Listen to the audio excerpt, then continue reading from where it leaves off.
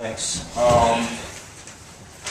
You talk a bit about, I was just looking over Ryan Lindemuth's numbers on the season. He's really not going to cover up for ball. Yeah.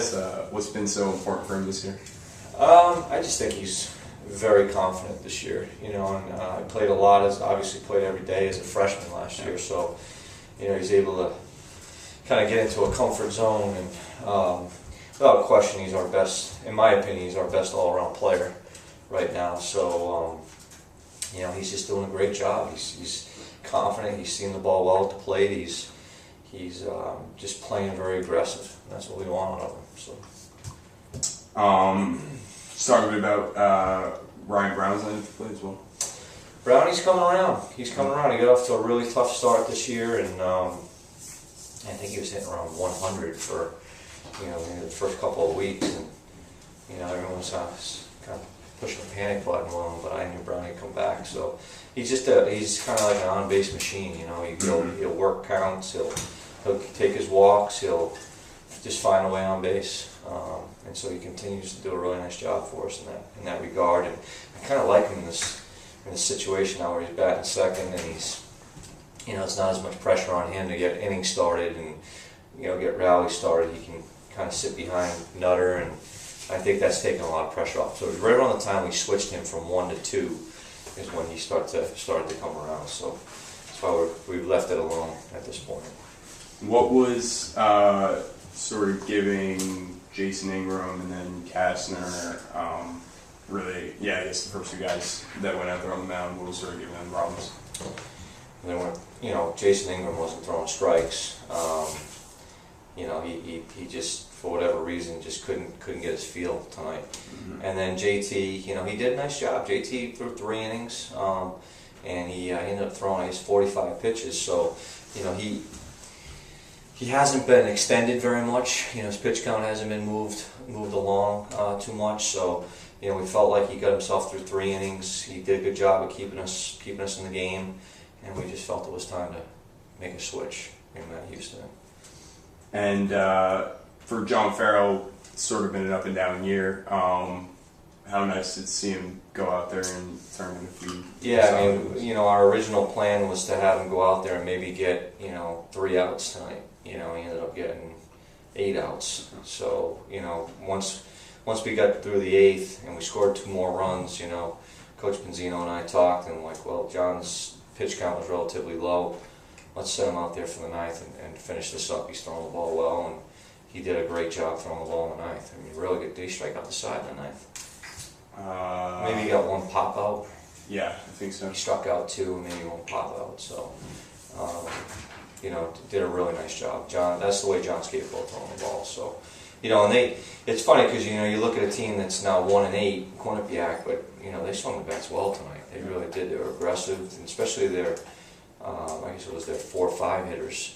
I think they had 9 hits between them, or 9 first baseman 4 for 5. 4 for 5 or 5 for 5? I'm seeing 4 for 5. I don't think that's right, but they would have.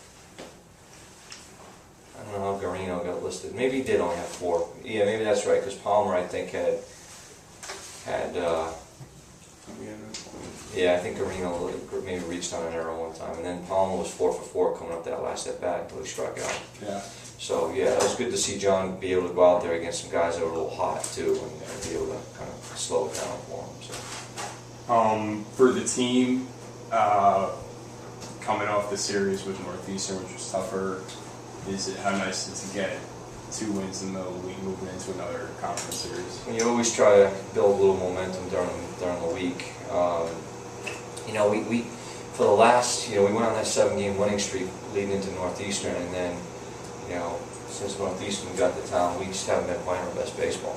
We've been making a lot of mistakes. I'm happy with the fact that we played tough in 2 out of the 3 games against Northeastern. I mean, their first game was kind of a slap in the face, but we still played tough in those 2 games, and then we did a good job. In these 2 games right here, we gave a lot of runs away with the poor, shoddy defense. So it's good to see our guys just kind of stick with it, don't panic, and come back and and win a couple ball games, which, you know, wins always make everybody feel better about themselves. So, you know, that's definitely a plus going into a big weekend with JMU. Great. Thank you, Coach. Thank you. Appreciate it.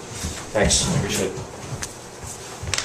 Northeastern going into the JMU series? Yeah, definitely. We kind of needed a few games here just to get the bat swinging again and just get everybody, you know, back in the swing of things.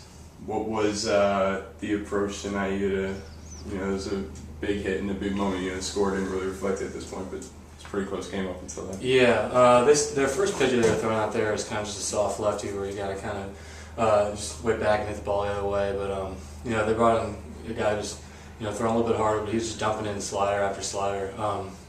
So I was trying to stay, you know, right center, and he just left the fastball up, and I got the bat on it. It's sort of tough to stay focused out there for a while when, you know, especially in that 8th inning, they're just sort of walk after walk. Yeah, it is. I mean, it's a long game. You just got to stay focused the whole time, and you know, just starts with, you know, just keeping it up in the dugout, and it'll translate out to the field. Awesome. Thank you very much. Yeah, appreciate it. Thanks.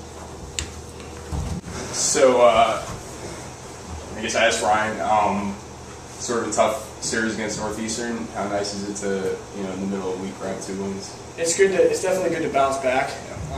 You know, after losing those 2 games, you know, 2 out of 3 our team was kind of, you know, a little bit down. So it was a focus to bounce back and not let it carry over into the next couple games. So when we came back, won these 2 games, that was pretty big. Gives us, you know, confidence and momentum moving into the weekend. And speaking of confidence, you know, for you, it's been somewhat of an up and down year, but how nice is it to come out here and, you know, is that sort of a confidence builder? Yeah, definitely. It feels good.